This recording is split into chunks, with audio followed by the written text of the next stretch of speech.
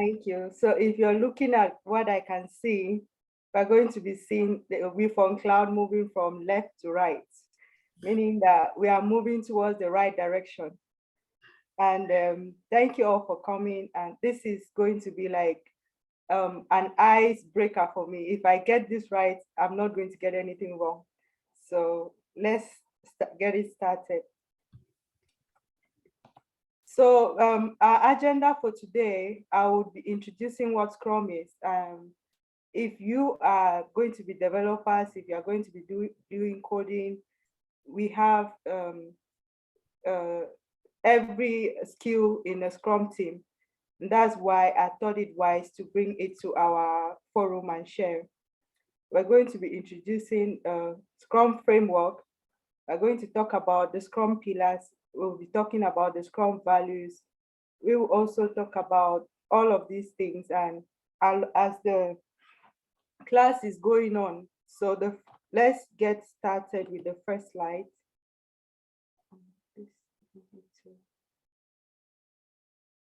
Okay, we have the Scrum framework of Agile methodology. Let's start by what Agile is. Agile is a framework. People mention it to be a methodology, a framework, but actually in the real sense of it, Agile is a mindset, meaning that we, a group of personnel, a group of experts, they sat together and they were thinking of better ways of developing software. And they thought we can look for different ways, more efficient ways to develop software. And because of these ways, we are going to value these 4 things. We are going to have these principles guiding our processes, our tools, our ways of interaction. So they came up with the Agile framework, or more or less the Agile mindset, that is going to help them build software. We all know that building software is more complex than we can tell. So Agile is here to help us, and Scrum is one of those Agile methods that we can use to build software in a complex and fast changing environment. So Scrum is a lightweight framework that helps people and teams and organizations generate value through adaptive solutions to complex problems. Like I said, the software market is very complex and it changes very, very fast. It changes so quickly that the customers and the users and the developers, they need to keep having those conversations, those interactions, so that they can be building exactly what is useful for the users. They're building exactly what can bring value to the end users. So because it is that complex, Scrum now with the lightweight framework, it's kind of giving those solutions to those ambiguities. We don't have to plan the project all at once and deliver at the end of it. And at the end, maybe the customers will not like it. So we are doing it in iterations. We are developing the whole software in small chunks, in small bits, so that we can get feedback on what is already produced, which can be useful to the end users, but we can also improve by developing more of the website or the application or whatever it is that we are going to be producing. So the Scrum has 3 main pillars. The 3 things that govern Scrum is transparency, inspection, and adaptation.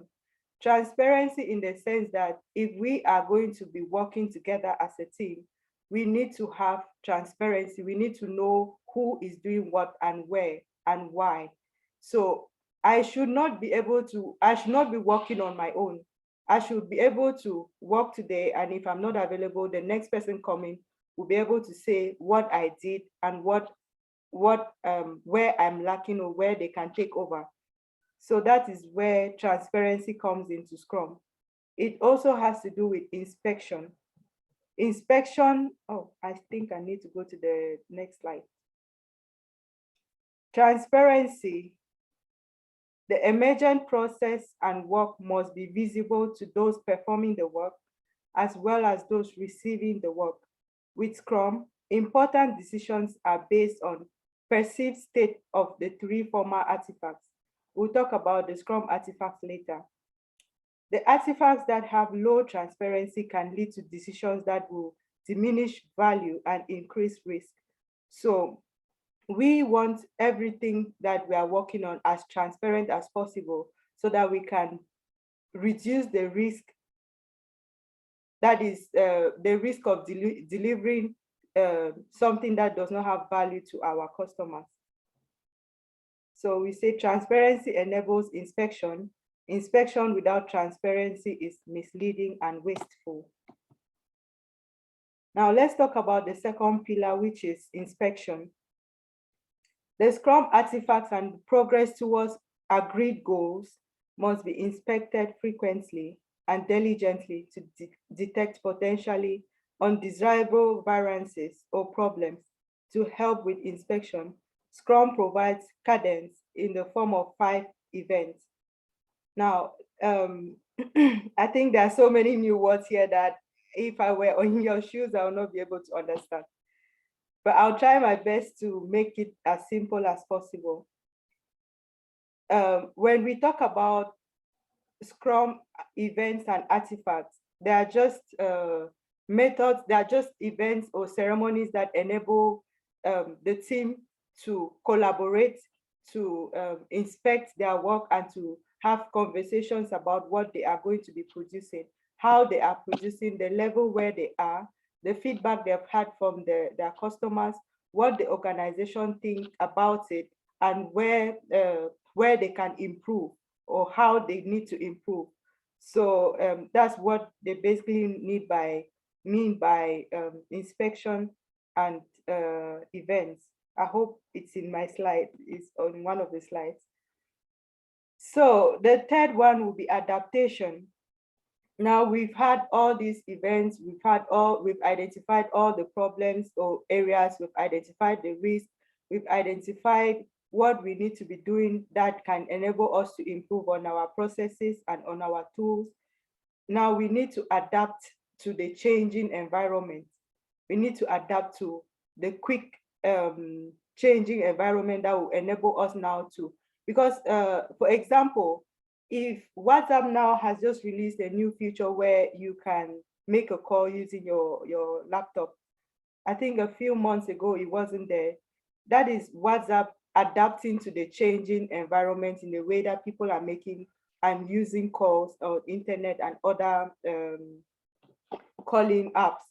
So that is an adaptation that they have used. Maybe it came from feedback from their customers, or maybe some people just thought it would be nice to put that feature there, but it is part of the process. So the Scrum framework is a framework within which people can address complex adaptive problems while productively and creatively delivering products of the highest possible order. This is what you get if you look for the definition of Scrum. Like I said, there are so many words here that I would not understand on the first go, but I hope we can have an understanding of it later. Now, for a Scrum team to be successful and for a Scrum team to be professional, for a Scrum team to bring value, they have 5 values. They have these 5 values that they want to demonstrate as their day-to-day. So they have as their day-to-day rules and regulations, things that will govern their team interactions. They have courage. As part of the Scrum team, you should be courageous enough to say that I am not able to finish my work because something is stopping me, because I don't even know how to use the tools that enables me to finish this work. We should be able to focus on what is most important, what is going to give us the most value. we should be able to commit to the work. We should be able to commit to work and give in our all. We are saying that if we are going to work on this project, we are going to commit to working on this project.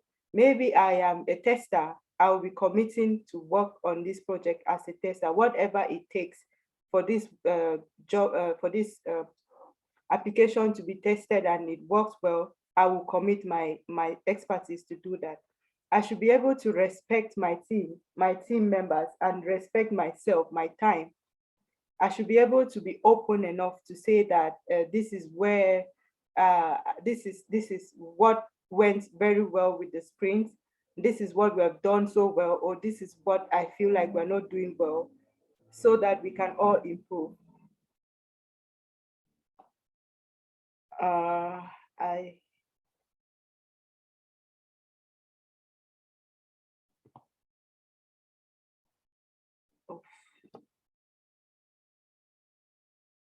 Okay. The fundamental unit of Scrum is a small team of people, a Scrum team. The Scrum team consists of a Scrum Master, one product owner, and developers. Within a Scrum team, there are no sub-teams or hierarchies. It is a cohesive unit of professionals focused on one objective at a time, the product goal.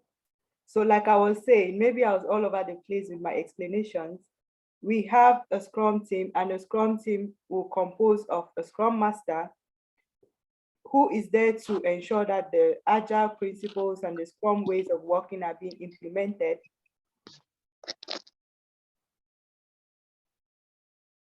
We have a product owner who brings in the work, who deals with the business side of the team, the business importance. He maximizes the use of the applications or the websites that the Scrum.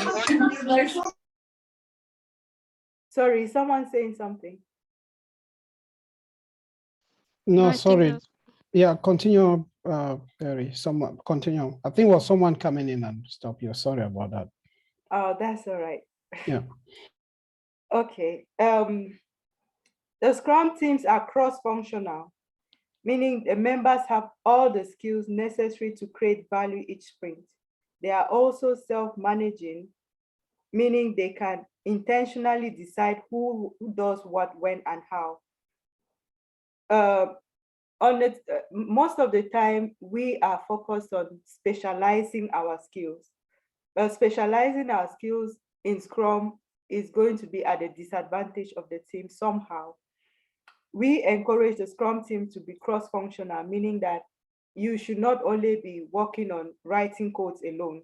You should be able to have assist someone who is doing the testing. You should be able to do a little bit of what a business analyst would do. You should be able to have like what a solutions architect, for example, can do. You should be able to have a little bit of knowledge in everything. So in case what the tester is not there, their work is not stuck because of that.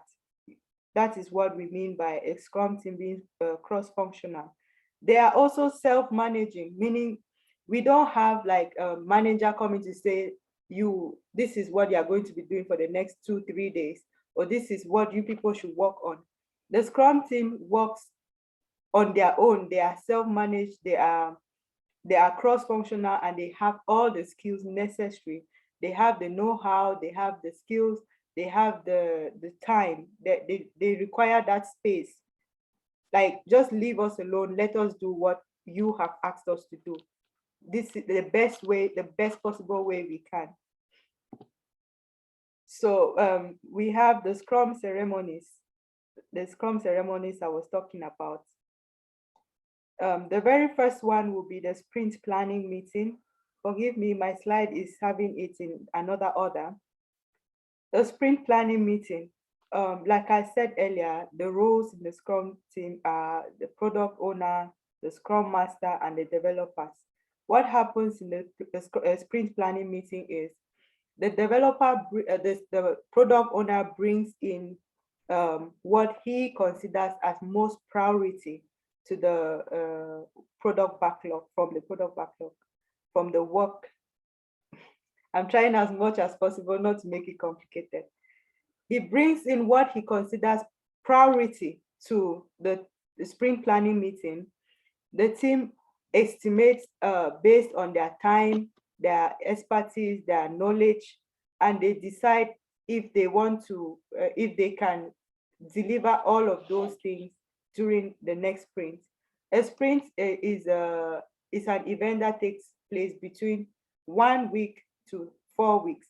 Some teams go for a 2 week sprint, others go for 3 weeks, others will go for a 1 month sprint. So depending on how or when the team has decided, a sprint planning meeting, they will be deciding that this is the amount of work we are able and capable to complete within the next 2 weeks, within the next 3 weeks. And that when they finish from the sprint planning meeting, what they always have will be the sprint backlog, meaning that that will be their commitment for the next 2 weeks or 3 weeks. Now, after the sprint planning, they have a daily Scrum meeting, which occurs every day.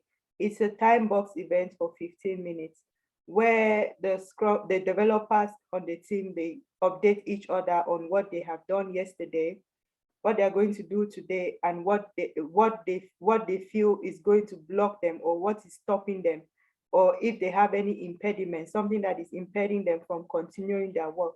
So it is an opportunity for the Scrum, for the developers to inspect and adapt their work. After the after the daily meetings, at the end of the sprint, we have a sprint review meeting. The sprint review meeting is a meeting where the developers, the Scrum Master, the product owner, and the stakeholders from the organization, they meet. In the sprint planning, the product owner brought in requirements from the stakeholders and the business and the customers. Now, during the sprint review, the developers are showcasing this work that they have finished. This is what you asked us to do, and this is what we have done. If they have finished working on it, they will present the finished item. We call it a shippable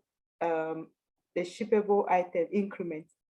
If they have not finished, it's an opportunity for them to tell the stakeholders, this is what has stopped us from finishing this work. This is what we needed that we didn't really get, or this is what impeded us from finishing the work. And this is how we think you can help us improve. This is how we think that you can help us get a better outcome the next sprint. So the sprint review meeting is also an opportunity for the Scrum team to get feedback from their customers. For example, if the WhatsApp introduced that calling feature, and some users are not happy with it, or most of the customers are not happy with it, the stakeholders will now bring it to the sprint review meeting and say, the new feature you released in the market, the customers are not really happy with it, and we need to do something about it. So the team will take that and put it in the backlog to work on it, either to improve the feature or to remove it completely from the application. Now, the very last of the sprint ceremonies, of the Scrum ceremonies, is a sprint retrospective meeting. This meeting actually is only for developers, and it's meant to inspect their processes, their tools, their interactions, and their definition of done. I've not mentioned definition of done before. It's another complex term. So their definition of done. What is important about this sprint retrospective is that because a Scrum team works as a team, they take responsibility as a team. If we are failing, we are failing together. If we are progressing, we are progressing together. If we are succeeding, we are succeeding together. If we could not meet up with our sprint goal, it will not be because President Banjika did not finish writing his code, and so the whole team has failed because of him. It will be that we did not finish the work as a team. So a sprint retrospective meeting is a a way for the team to really tell what or who or where they did not have that real interaction. If I wasn't able to if I wasn't able to finish my work because I needed some how can I say it? Like I needed a reference or the word is just leaving my head now. I needed access to a particular platform, and the administrators did not give me that access. So we will be looking at the sprint retrospective, how best we can access those what am I saying? Sorry, guys. Okay, I think that is the bit we need to know about the sprint retrospective. It is a meeting for developers to inspect themselves, inspect their interactions, their communications, and give suggestions of what to do better next time so they can work and continuously deliver value to their customers. So, okay. This is what a daily Scrum is all about. The purpose is to inspect progress towards the sprint goal and adapt the sprint backlog as necessary, adjusting the upcoming planned work. It is 15 minutes event for every developer. They answer the question of what did I do yesterday towards the sprint goal? What am I going to do today? And what is stopping me from achieving this? So the earlier we identify what is stopping us from achieving the sprint goal, the better we can adapt to those changes and reduce the risk of failing or at a later stage. A sprint review meeting. I think I've touched so much on sprint review, sprint retrospective, sprint planning. Okay, now let's talk about the Scrum artifacts. There are three main Scrum artifacts. The very first one is the product backlog.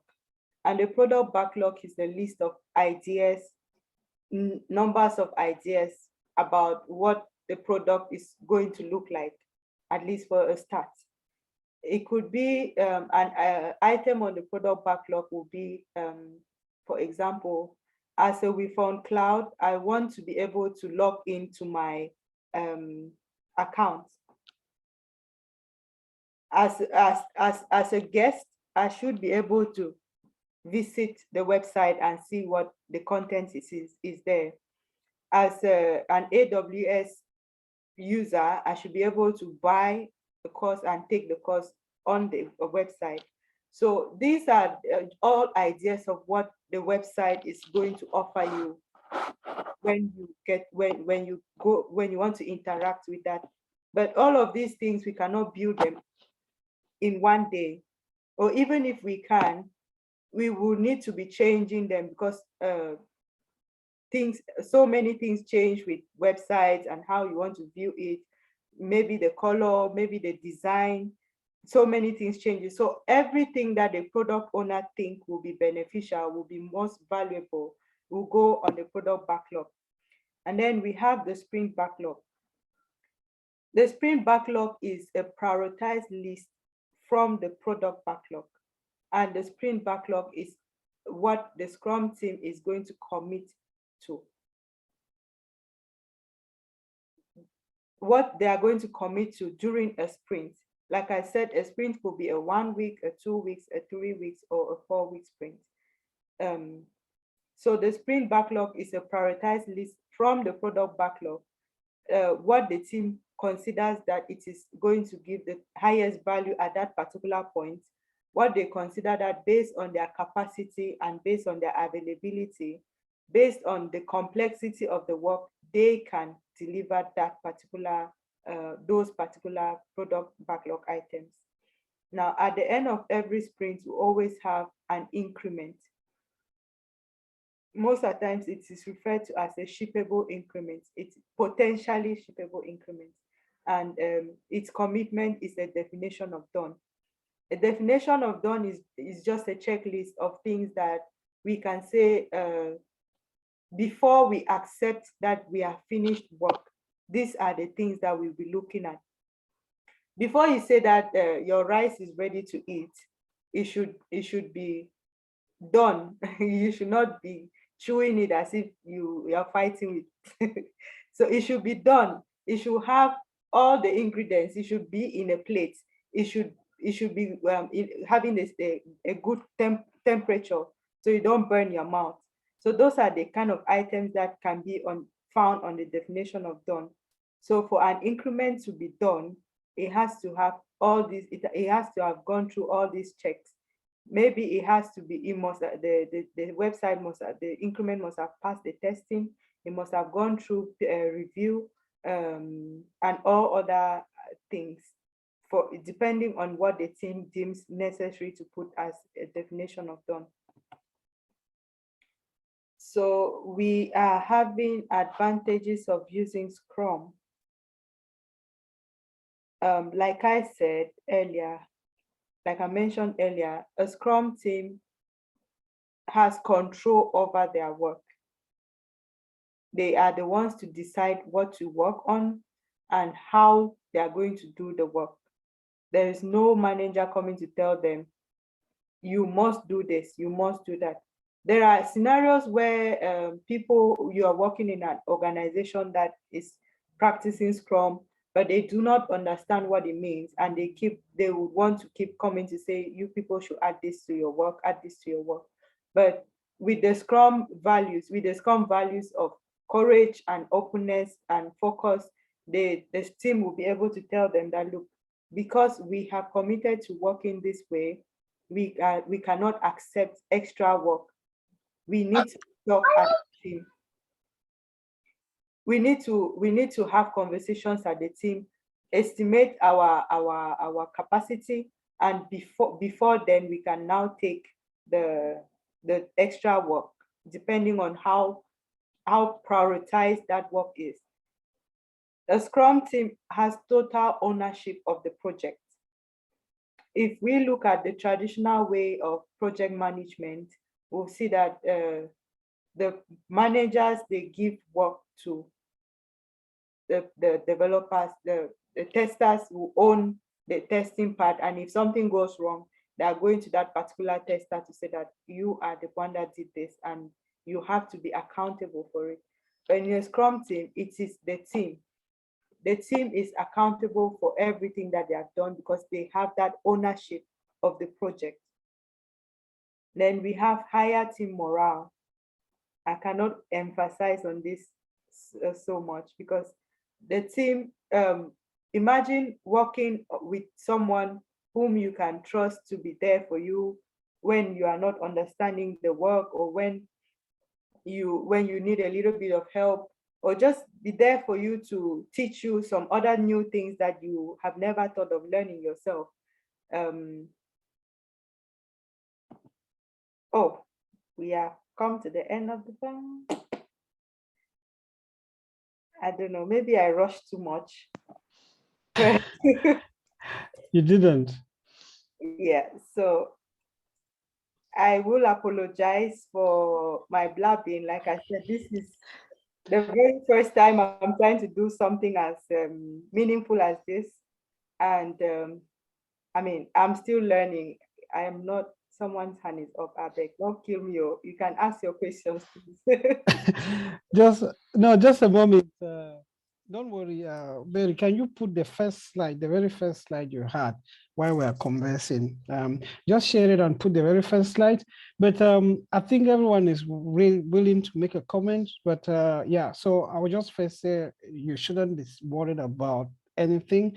You've done an excellent job. I think I've never learned so much about Scrum like today, honestly. You may be thinking this is a joke, but it's so nice listening to the way you articulate it and the way you were able to present it. So thanks so much for doing this. And while you are putting that, there are some few hands up.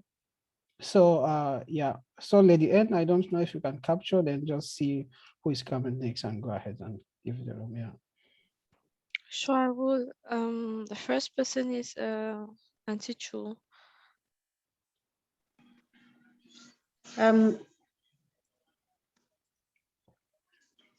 Thank you, Collette, for this brilliant presentation. I've learned so much on project management and project control, and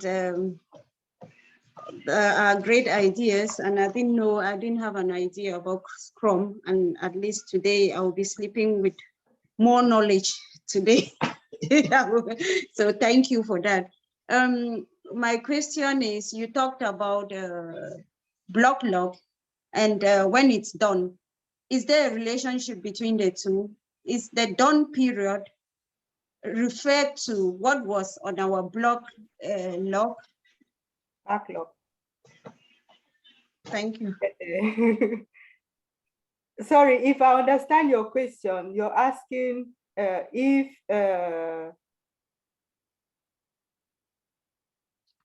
1 minute. Yeah. You're asking if the product backlog. Please, can you ask your question again? You talk about like the time you're done. Yeah. The third phase. Yeah. And has it got a relationship with the product backlog? Do you refer to what was in the product backlog to know when you are done, or to refer if it's the done period? Right. I'll give that a simple, not simple, an example, which I think it will help you understand better. Let's talk about planning a party, right? If I want to plan a party, we are looking at having to cook so many different dishes. We want to have achu, we want to have rice, we want to have ndole, we want to have ero, we want to have yeah, we want to have all of these nice dishes on our menu.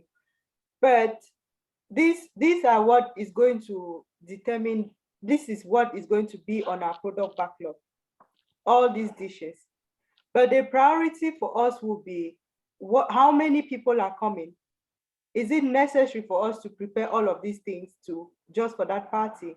Or would people prefer to have ndole, jollof rice, and koki, for example?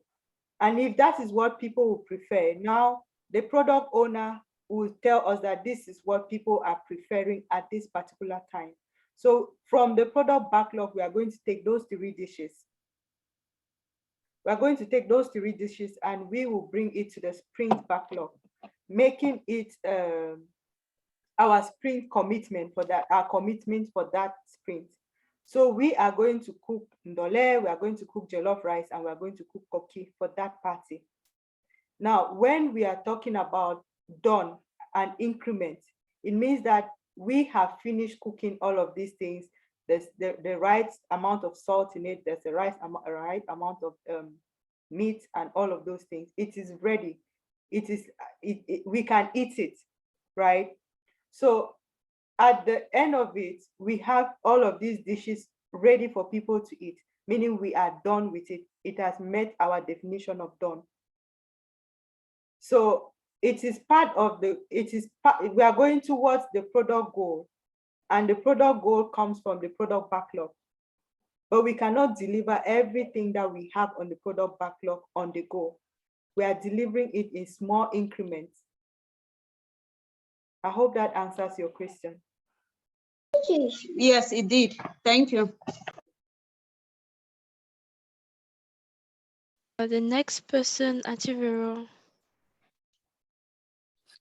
Okay, thanks a lot, Barry. And yeah, I've been hearing about Scrum Master and all the other terms around it. And thanks for taking the time to enlighten us about it. So my question is, and maybe it's just a clarification. So you mentioned that a Scrum team is made up of a Scrum Master, a product owner, and a developer, right? Yes. So you also mentioned that yeah, the Scrum team, they have the ownership, everything, they have the powers. They decide on what they have to do, and Yeah. that if you, because of the values that they need to demonstrate in their daily activities, there shouldn't be a situation where there is a delay because someone could not do something, right? Yeah. So my question is, and you also mentioned, if I got it correctly, that the skills that all of them are cross-functional. There's something about cross-functional, some where they should have the skills. I don't know if it's that the Scrum Master, the developer, and the product owner, they should have the skills. So just to clarify to me, does it mean that the Scrum Master, who is a member of the team, should also know how to code, or should also be a developer, or should also have the skills of a product owner? Or how does it work when it's defined that if someone is not there, the others should be able to take up the work? I don't know if I got it correctly. Can you just yeah, I think you got most of everything I said, and you've actually given me quite a nice summary. What I will say is, a Scrum team has 3 roles, right? The Scrum Master, who is there to make sure that the Scrum values are being implemented, the Scrum processes, the Scrum way of doing things are being we are following Scrum to give us the best benefit. A Scrum Master does not necessarily have to be technical, but it helps but it will help if a Scrum Master is technical, but he doesn't have to be technical. Yeah. His own role in the team is to make sure that he is setting that environment. He's giving them he's making the team available, those tools. He's creating those events that they can inspect and adapt themselves. He's making sure that the conflicts in the team are being resolved in a productive manner. He's just there to give them that safe environment, that psychological safety, that assurance. He's there to understand and remove impediments. He's not there to code, but if he can code, it will be useful. Now, talking about the product owner's role, the product owner's role is quite different because it's coming from a business side of it. He's coming from the business side of the development team. He interacts with the stakeholders and other people outside to understand what the customers want, what can give the customers competitive advantage, and what is going to be the priority. That is the role of a product owner. He necessarily does not have to be a developer, even though you can find that they have those skills. And at times, to be fair, if a product owner is having developing skills, it can cause problems because he will feel like, I know how to do this. That's why you should be able to do this within this length of time. So that takes away some ownership from the team. But all he has to do is be sure that the product backlog is prioritized, it is sized, and it has what is going to give the team most value, the end users most value. He is the intermediary between the team and the stakeholders or the organization. Now, the Scrum Master has to also make sure that the team is being protected from external influence. Nobody should just come and be telling the team, this is what you people need to do. I want to see what they are doing. I don't want to see what you're doing. I have to do, you people have to do this, because it is a self-organizing. They have the skills, they have the skills, the knowledge to develop increments at the end of every sprint.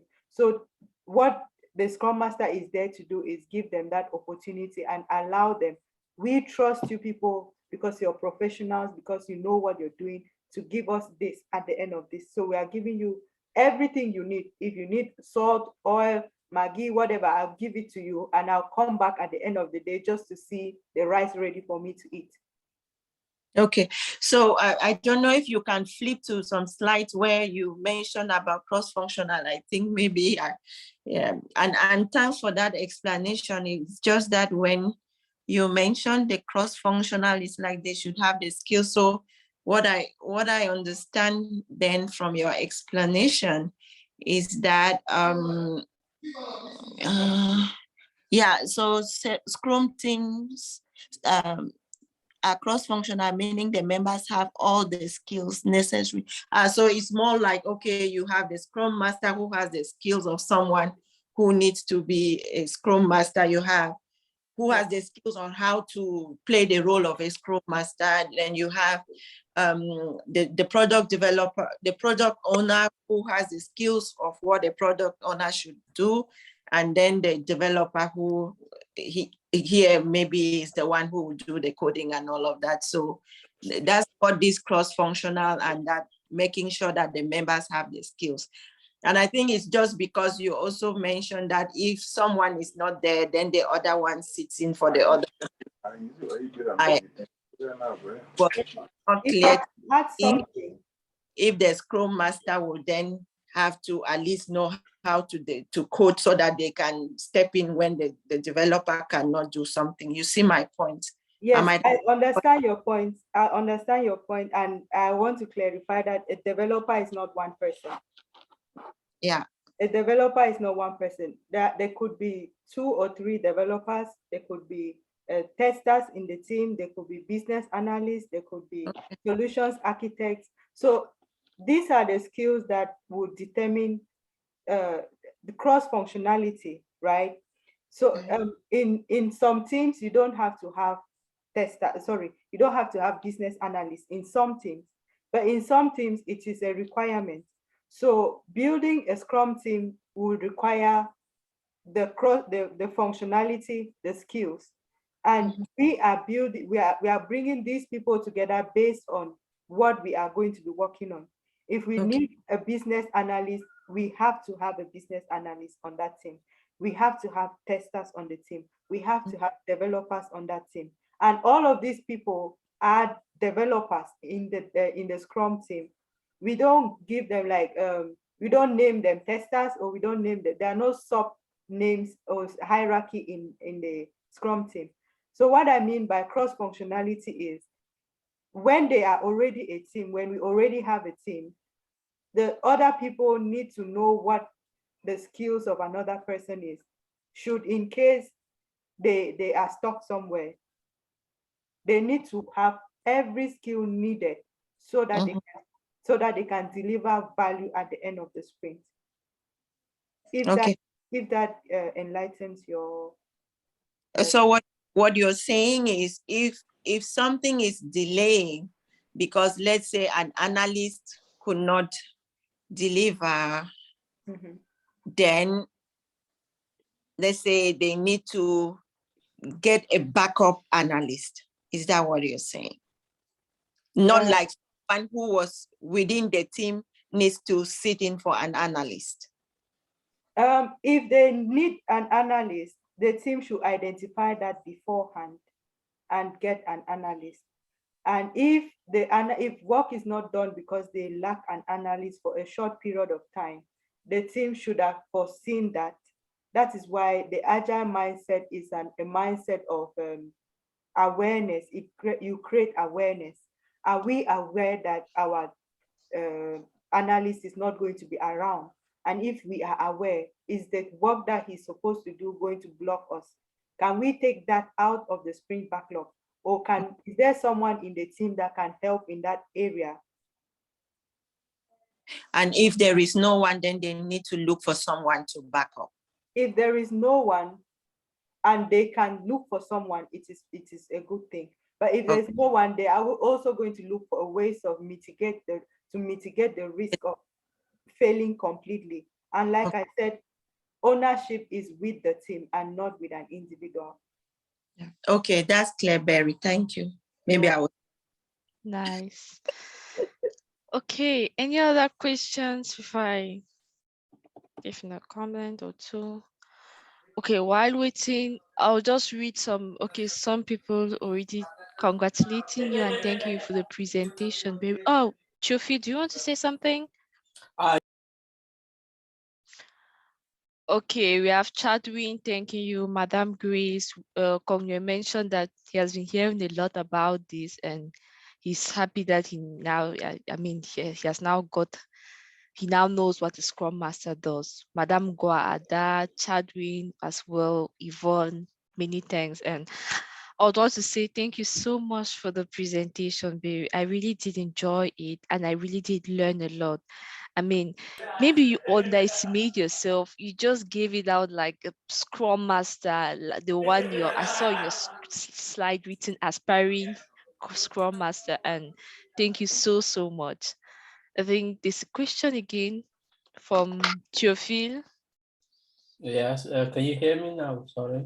Yeah, we can hear hear me? you. Yeah, sorry. Earlier, So thank you, everyone. It was a rather, if you would like something, I had to.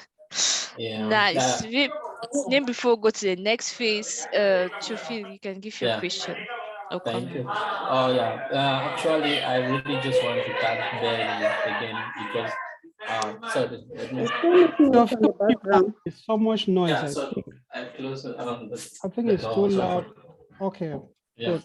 So yeah, I thank you so much, Barry, because actually in my team we have a Scrum retrospective in 2 weeks, and now it has just you've just enlightened me what I should look forward to, what I should expect, and you've made it a lot easier for me to understand the different roles of my colleagues.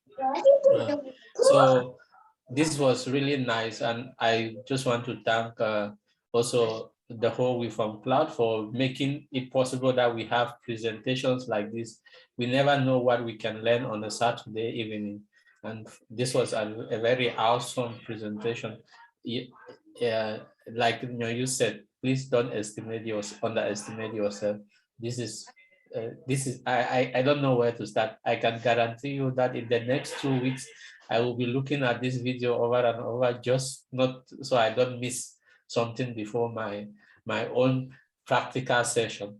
So thank you very much. I'm sure there are a lot of people who have benefited from it. And I just want to say that we are all pursuing cloud careers, and some people might go to become cloud developers. These are the kind of extra skills and extra knowledge that we all want in our skill set before as soon as we are able to have our job opportunities. It makes you stand out. You are not just an average or the general developer, but at least you also have this background. These extra things are very important for us, and I'm so grateful. Let me not take the whole evening saying thank you. And yeah. And remember, you should share it on LinkedIn. Then I will like it and not look at your WhatsApp status. Bye-bye. Yeah, and I must say, you really brought the examples close to home, like the planning issue, planning of, you mentioned my favorite meal. So that was nice. And well, let's just unmute and give a big hand of applause to Barry. I think she deserves physical hearing the clap. Thank you so much. Congratulations, Barry. Great job, Barry. Thank you. And Great job, great job, if great you job. need, That's if you great. need like more insight on what to expect, please come behind the house. I own the Bamla. Absolutely. Okay, we have. I see your hand is up. Titus has the hand up, I think. Yeah, greetings to everyone in the house. Greetings. Greetings, Titus. I'm so excited. I just came in late, even though I saw the house is so full of ambience. People are happy. They say clap. I just started clapping my hand, even though I'm late. and I know that everything I will also have to benefit from it, even though I'm late. So when I see people as clapping hands, I say, let me just go. Let me just join the group. You did the right Thank can you. I Thank you chip for in coming. something? Thank you. Greetings to everyone. thing. Yeah. Thank you. Sure, Auntie Yolande, you can chip in something. So, Barry, that was a very powerful presentation, I bet you. Very, very powerful. Thanks for that. And just to add that, I really love your slides and the cloud in the background moving. I will play that again. Yeah, so, and how long did you take to go through the course? It is as long as you can understand, really. My mentor mentors you until you get a job. Yeah. But how long did you take to complete the course? I think the whole Scrum course before your certification. I think that's what Yolande is asking. Yeah, right? before you get to this level, how long did you take to cover? right. How much time did you invest? It's into as this? much time, Yolande. All of us need to invest time. And to be honest, it is an individual process. Some people will take weeks and they will have their Scrum Master certification. But the challenge is not with the certification. It is one of those certifications that require that you know what you're doing. So the pass mark is 85%, you can imagine, to get a Scrum Master certificate. So it is not an easy task. But if you understand it, you can. Some people will take 2 weeks because they have had knowledge around this, and other people coming from scratch will take a month, or it also depends on how dedicated you are. And for you, you took how many months? 3, 4? Me, I took That was 2 the months. question. I took 2 months to pass my certification just because I didn't understand the whole gist about the whole thing. I wasn't passionate about it from then. But once I decided that I wanted to pass my certification, it was just 3 days. Okay. It was 3 days, yeah.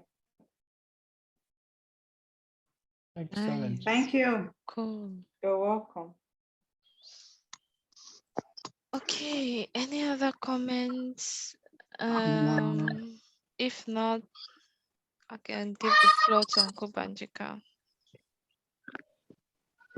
Okay. No, it seems no other comments. It's been a great evening.